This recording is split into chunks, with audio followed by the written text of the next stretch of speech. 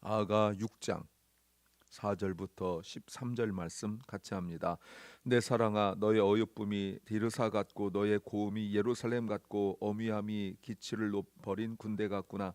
내 눈이 나를 놀래니 돌이켜 나를 보지 말라. 내 머리털은 길앗 산 길석에 누운 염소떼 같고 내 이는 목욕장에 나온 암양떼 곧 새끼 없는 것은 하나도 없이 각각 쌍태를 낳은 양 같고 너울 속에 너의 뺨은 석류 한쪽 같구나. 왕후가 60이요 비빈이 80이요 시녀가 무수하되 나의 비둘기 나의 완전한 자는 하나뿐이로구나. 그는 그 어미의 윗딸이요 그 낳은 자의 귀중히 여기는 자로구나. 여자들이 너를 보고 복된 자라 하고 왕후와 비빈들도 그를 칭찬하는구나.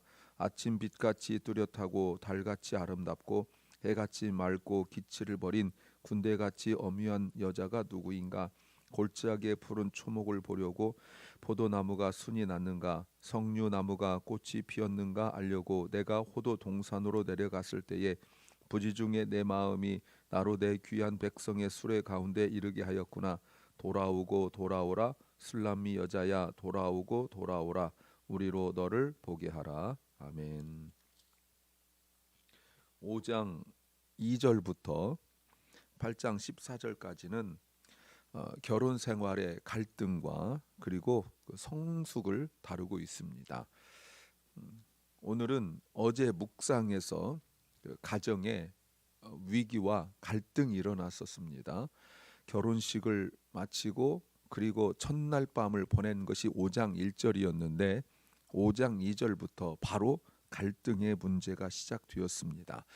그리고 난 이후에 오늘 본문은 갈등을 겪은 두 사람이 더 깊은 연합을 이루게 되어지는 그 과정을 이야기하고 있습니다. 오늘 설교 제목은 사랑은 소속이어야 한다.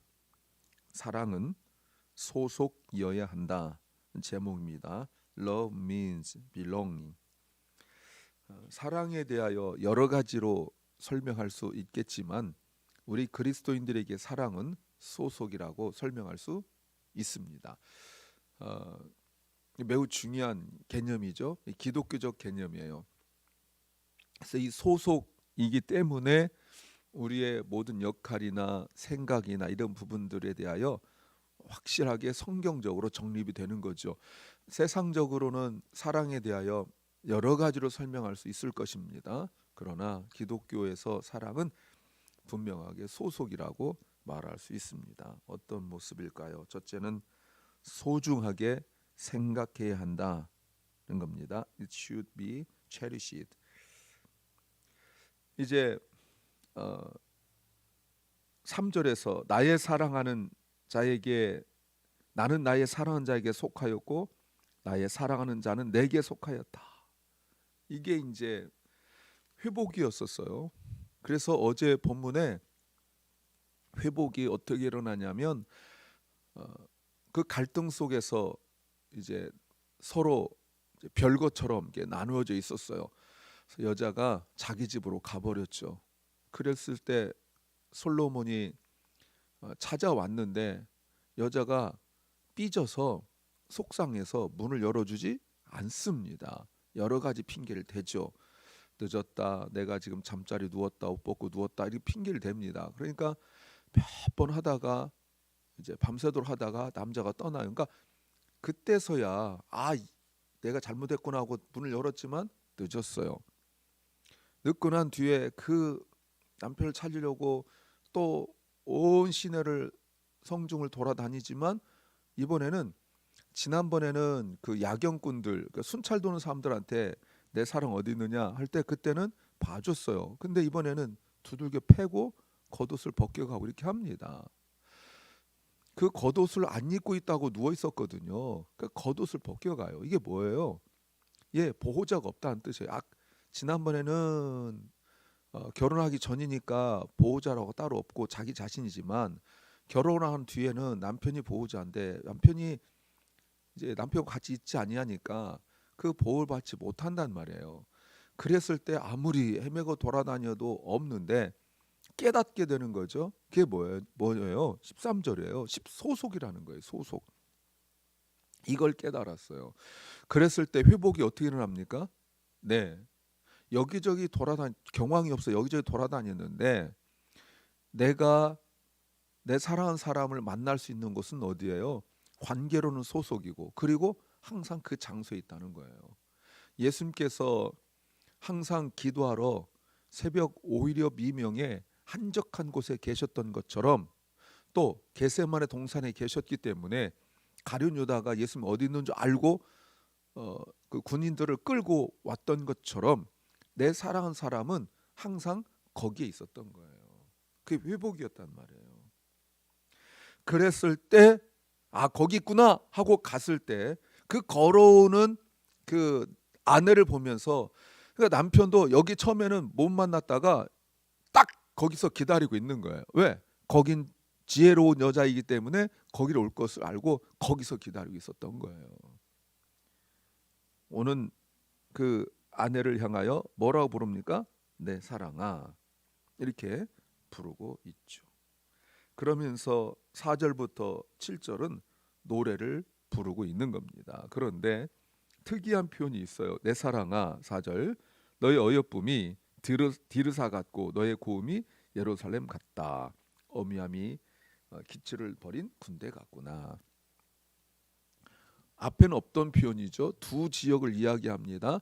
첫 번째 지역이 디르사 지역이에요. 그러니까 아직 솔로몬 때는 남과 북으로 나뉘어 있지 않은 때입니다. 솔로몬의 아들 르호보암 때 나라가 나뉘어진단 말이에요. 그러나 그럼에도 불구하고 그 땅에서 가장 아름다운 두 지역이 바로 이곳이죠. 옛날에 조선시대 한국 조선시대 때 한양이 있고 또 평양이 있었던 것처럼 이 상징적인 두 존재가 있단 말이에요. 지역적으로 북쪽이 디르사예요. 여기는 나중에 남과 북으로 나누어졌을 때에 여로보암, 그러니까 첫 번째 수도죠. 여로보암부터 시작해서 오므리까지 장장 40년을 수도로 삼았던 가장 아름다운 지역이 바로 디르사예요. 예루살렘은 물론 당연한 것이죠. 그러니까 나라에서 가장 중요한 지역, 뭐라고요? 중요한 지역이에요. 중요한 지역. 그렇듯이 나라의 왕이기 때문에 지역으로 설명하고 있는 거예요. 남편에게 당신은 나에게 가장 중요한 사람이다 라는 것입니다. 또 기치를 높이 올린 망대와 같다. 군대죠.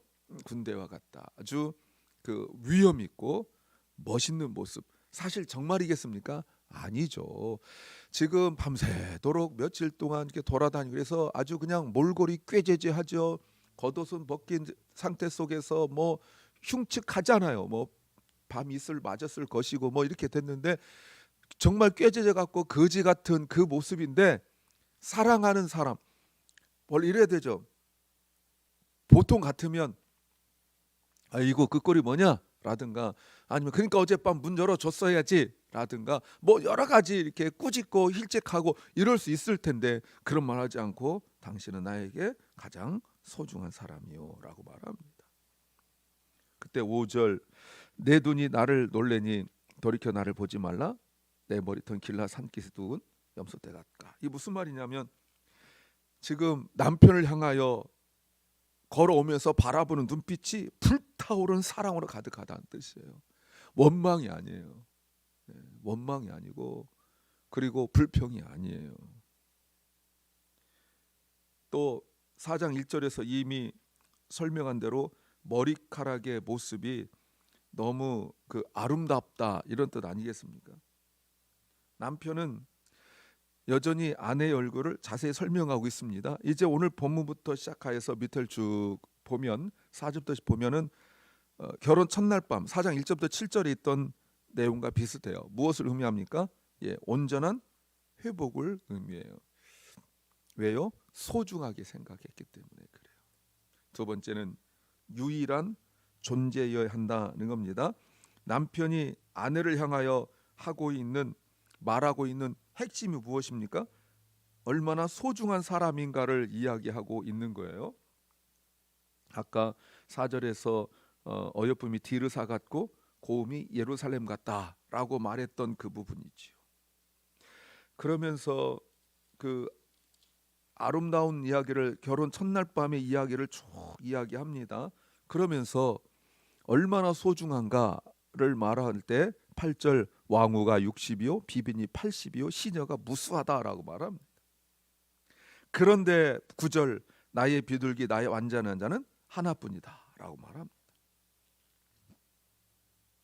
여러분 나중에 열왕기상 11장 3절에서 보시면 그 솔로몬의 말년 노년이 나옵니다. 이때 여러분 후궁이 700 그리고 후궁 밑에 있는 뭐 이렇게 첩이라고 해야 되나요? 이런 사람 빈장이라고 그러는데 그 사람들이 300 그리고 다른 여자들 많이 있었죠. 그렇게 주변에 많은 사람들이 있어도 남편에게는 남편이 말하기를 당신이 유일하다라고 말해요. 그런데 그 다음 말 보면 특이한 표현이 나옵니다. 그 낳은 자 어머니겠죠? 귀중히 여기는구나. 여자들이 그를 보고 복된 자라 하고 왕후와 비빈들도 그를 칭찬하는구나. 자, 어머니 외동딸이다라고 말한 것은 얼핏 생각하면 그냥 진짜 외동딸, 유일한 딸이라고 생각할 수 있겠죠? 그런 뜻이 아니에요. 외동딸이란 말이 아니에요. 앞에 보면 형제들도 있고 자매도 있었을 거라고 추측을 해요. 그 말 속에서. 그런데 왜 유일하다고 말합니까? 유니크하다 이 말입니다. 가장 귀하게 여긴다라고 말하는 거예요. 정말입니까? 아니죠. 이미 제가 앞에서 뭐라고 말했습니까? 여자이기 때문에 자기 포도원을 돌보지 못하고 먼저 오빠들의 포도원을 그 뙤약볕 밑에서 돌봤기 때문에 얼굴이 새카맣게 탔다고 말했습니다. 어머니도 딸을 귀하게 여기지 않고 오빠가 먼저다라고 해서 그렇게 일을 시킨 내용을 이야기했었습니다. 그런데 뭐 꾸미지도 못하고 있었죠. 그런데 여러분 남편의 사랑 때문에 더군다나 아까 말씀드린 것처럼 밤새도록 돌아다니고 뭐 이러면서 몰골이 많이 아닌데도 남편의 사랑과 인정 때문에 술람 여인이 이렇게 변했어요. 부모를 만났지만 그 부모가 그 딸을 그렇게 비교하여서 그렇게 사랑하지 않았었어요. 그런데 남편을 만나고 난 이후에 이 아내는 귀하게 되었어요. 그랬더니 주변 사람들이 변하더라는 거예요. 남편이 아내를 이렇게 귀하게 여기니까 이제는 어머니도 이제 내 자식인데 내가 낳은 내 자식인데 가치를 내가 먼저 알아본 게 아니에요. 여러분 굉장히 중요한 얘기죠. 누구를 만나느냐가 중요한 거예요. 잠언 31장 23절에 그 남편은 그 땅의 장로로 더불어 성문에 앉으며 사람의 아는 바가 되었다. 그 아내가 또 남편을 그렇게 존귀하게 여기고 높여주니까 남편이 그 땅의 장로들, 그 성의 장로들과 어깨를 같이 하고 성문에 앉더라는 거예요. 그러니까 남편이 아내를 존귀 여기니까 주변 사람들이 인정하고 아내가 남편을 존귀 여기니까 세상이 인정하게 되더라는 거예요. 어머니의 관계도 회복되어졌죠. 그렇게 무시하고 그렇게 일만 시켜먹고 그랬던 어머니도 지금 남편의 사랑을 저렇게 받고 남편으로 말미암아 존경받게 되니까 그때 내 딸이 다시 보이는 거예요. 그때 심지어 뭐라고 말합니까? 이런 사람 없다. 10절 아침 빛같이 뚜렷하고 달같이 아름답고 해같이 맑고 기치를 버린 군대같이 어미한 여자가 누구냐? 친구들이 지금 합창으로 부르고 있는 거예요. 없다는 거예요. 보세요 여러분. 사람들이 변했죠? 합창단이 부르고 있죠? 남편의 눈에 그렇게 보이는 거예요. 그랬더니 가족이 변하고 이제 사람들이 칭찬하는 거예요.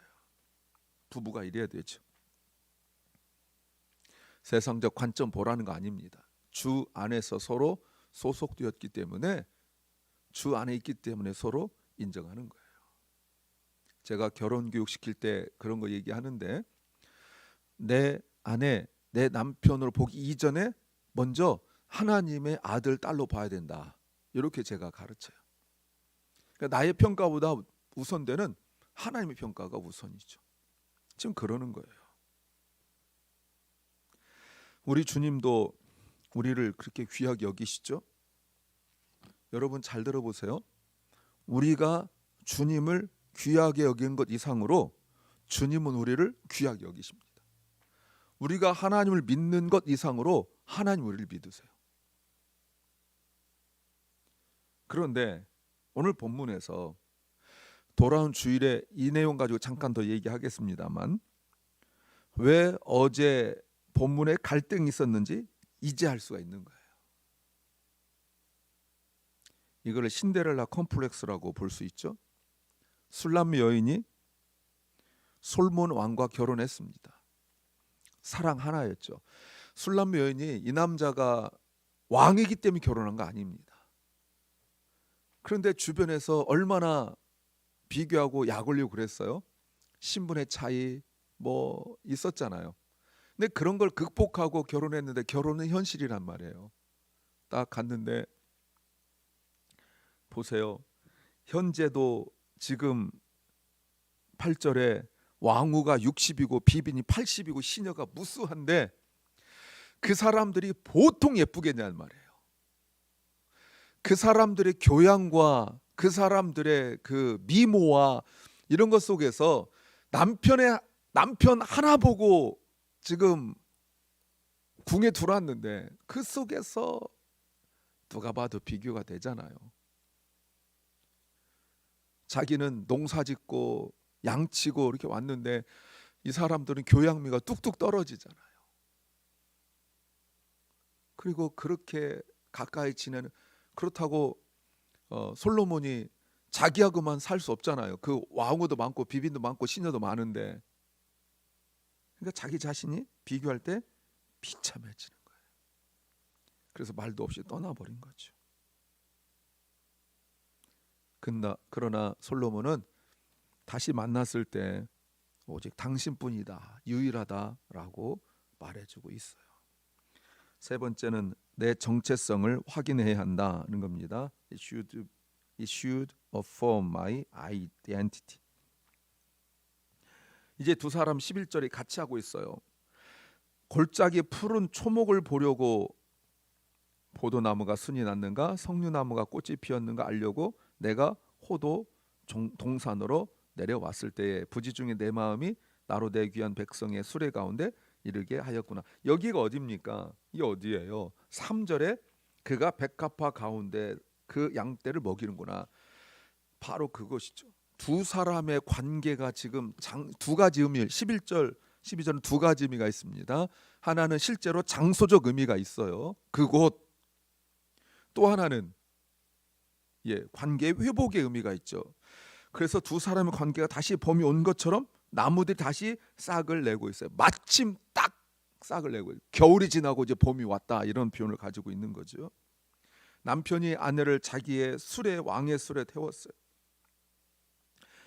근데 이렇게 말하죠. 마음이 이끌었다. 마음이 이끌었다. 남편을 만나서 너무 기뻤다는 뜻이에요.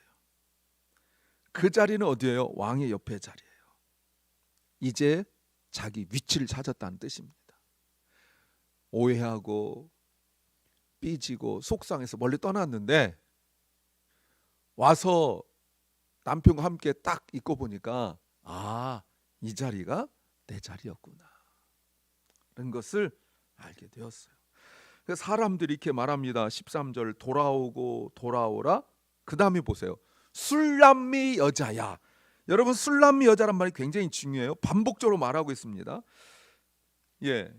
전에 5장에서 남편과 떨어질 때 사람들이 그렇게 손했었다는 거예요. 예전에 떨어졌을 때 술람미 여자야, 술람미 여자야 돌아오라. 그 말이 무슨 말이냐면 너의 이름이 술람미라는 거. 술람미. 여러분, 술람미라는 말의 의미가 뭡니까? 솔로몬의 여자란 뜻이에요. 이름 자체가 술람이에요. 술람이란 의미는 솔로몬의 여자, 솔로몬의 아내란 뜻이에요. 무슨 말이에요? 술람 여인이 솔로몬의 화가 나서 집으로 가버렸을 때 사람들이 네 이름이 뭔 줄 알아? 너는 솔로몬의 여자란 이름을 가지고 있어. 마치 세상 말로 말하면 운명처럼 기가 막히게 너는 원래 솔로몬의 여자야. 그러니까 돌아오라는 거예요. 소속과 관계를 말하는 거죠. 여러분, 이것이 무엇입니까? 이것이 바로 3절인 거예요. 아까 말씀드렸던 나의 사랑하는 자에게 속하였고 나의 사랑하는 내게 속하였다. 이름 자체에 솔로몬이 들어가 있는 거예요. 사랑하는 여러분, 우리가 이 귀한 것, 우리가 주님과의 관계 속에서도 내가 주님께 속하여, 너는 내 안에, 내가 너 안에 있다. 주님께서 말씀하셨어요. 부부도 서로 속해 있는 겁니다. 기도합니다. 주님, 우리의 정체성을 분명하고 확실하게 영적으로 육적으로 부부 사이에서 깨닫게 하여 주옵소서. 사랑 결란과 사랑 우리 자녀들이 가정을 이룬 자녀들은 부부 사이에 분명하고 확실하게 소속을 깨닫게 하시고 아직 가정을 이루지 아니한 자녀들은 주께서 또 그런 배우자를 만날 수 있도록 역사하여 주옵소서. 사랑하는 박원식 집사를 주님 치유하여 주시고 함께하여 주시기를 간절히 소망합니다. 주님 불쌍히 여겨 주시옵소서. 오늘 하루를 우리에게 주셨습니다. 그러나 이 하루가 고통으로 시작한 하루, 고통으로 시작하는 또 귀한 영혼들이 있습니다. 주님 불쌍히 여기시옵소서. 치유하여 주시옵소서. 오늘 우리 모두 감사와 기쁨의 하루가 되게 하시고 주께 속한 자로 살아가게 하시고 또 주 안에서 배우자가 서로 소속을 고백하며 또 주 안에서 아름답게 세워져 나갈 수 있도록 은혜 베풀어 주옵소서. 예수님 이름으로 기도하옵나이다. 아멘. 하늘에 계신 우리 아버지여, 이름이 거룩히 여김을 받으시오며 나라의 마옵시며 뜻이 하늘에서 이룬 것 같이 땅에서도 이루어지이다. 오늘날 우리에게 일용할 양식을 주옵시고 우리가 우리에게 죄 지은 자를 사하여 준 것 같이 우리 죄를 사하여 주옵시고 우리를 시험에 들게 하지 마옵시고 다만 악에서 구하옵소서. 대개 나라와 권세와 영광이 아버지께 영원히 싸움나이다. 아멘.